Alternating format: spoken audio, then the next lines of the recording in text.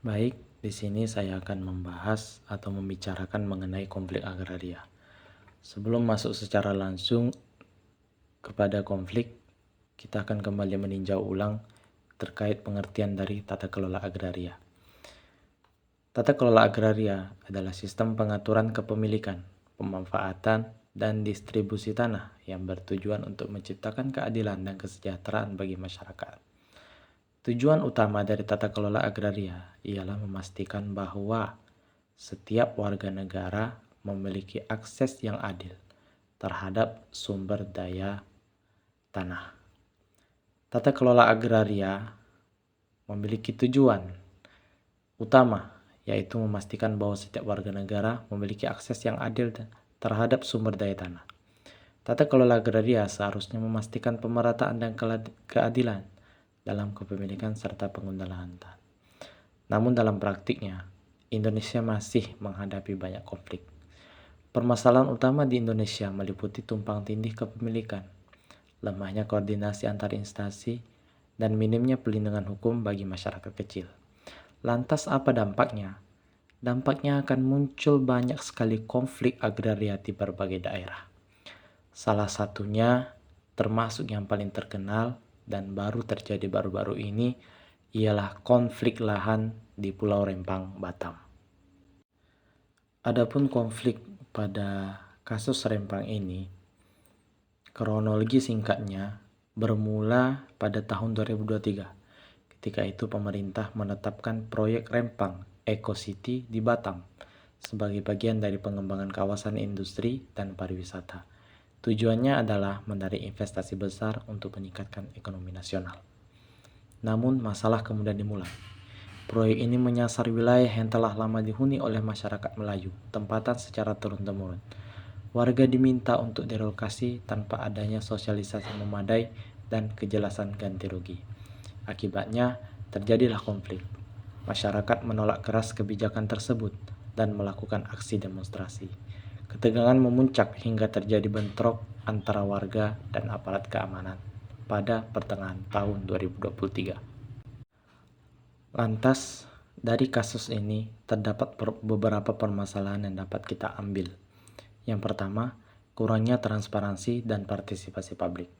Pemerintah tidak melibatkan masyarakat secara aktif dalam proses perencanaan dan pelaksanaan proyek, sehingga keputusan dianggap sepihak. Proyek Rempang dilakukan tanpa proses komunikasi dan konsultasi publik yang terbuka. Masyarakat tidak dilibatkan dalam pengambilan keputusan, padahal mereka pihak yang paling terdampak. Yang kedua, lemahnya perlindungan terhadap masyarakat adat. Warga lokal yang memiliki hubungan historis dengan tanah dianggap tidak memiliki hak hukum yang kuat karena status tanah dianggap milik negara. Masyarakat Melayu pun sudah tinggal di Rempang selama puluhan tahun, namun tidak diakui sebagai pemilik sah lahan karena status tanah yang dianggap milik negara. Padahal mereka memiliki sejarah dan bukti sosial yang kuat. Kemudian yang ketiga, paradigma pembangunan pro-investor. Kebijakan pembangunan lebih mengutamakan kepentingan ekonomi dan investor besar dibanding kesejahteraan masyarakat lokal. Kebijakan pembangunan cenderung berpihak kepada kepentingan ekonomi dan investor besar, bukan kesejahteraan rakyat. Hal ini menunjukkan bias kebijakan yang belum berlandaskan keadilan sosial. Lantas, apa dampak dari permasalahan ini apabila ia terlanjur menjadi konflik? Yang pertama, hilangnya kepercayaan masyarakat. Tindakan relokasi tanpa dialog menimbulkan rasa kecewa dan ketidakpercayaan warga terhadap kebijakan negara.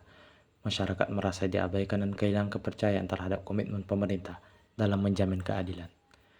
Dampak yang kedua, citra buruk pemerintah. Kasus ini memperlihatkan lemahnya implementasi reforma agraria dan membuat pemerintah dianggap tidak berpihak pada rakyat kecil. Kasus ini pula memperkuat anggapan bahwa pemerintah tidak transparan dan lebih berpihak pada kepentingan ekonomi. Kemudian dampak yang ketiga, konflik sosial dan disintegrasi. Konflik ini menyebabkan terjadinya perpecahan di kalangan masyarakat antara pihak yang setuju dan menolak proyek. Hal ini dapat menciptakan ketegangan horizontal. Selain itu, penggusuran paksa dan penggunaan kekerasan dapat menimbulkan potensi pelanggaran HAM. Hal ini juga dapat menciptakan trauma sosial yang bisa mengganggu stabilitas jangka panjang. Adapun hasil analisis dari kami yang kami temukan pada kasus ini, yang pertama, adanya kelemahan dalam implementasi reforma agraria. Program reforma agraria belum berjalan efektif karena lemahnya komitmen politik dan pengawasan. Yang kedua, minimnya data pertanahan yang akurat.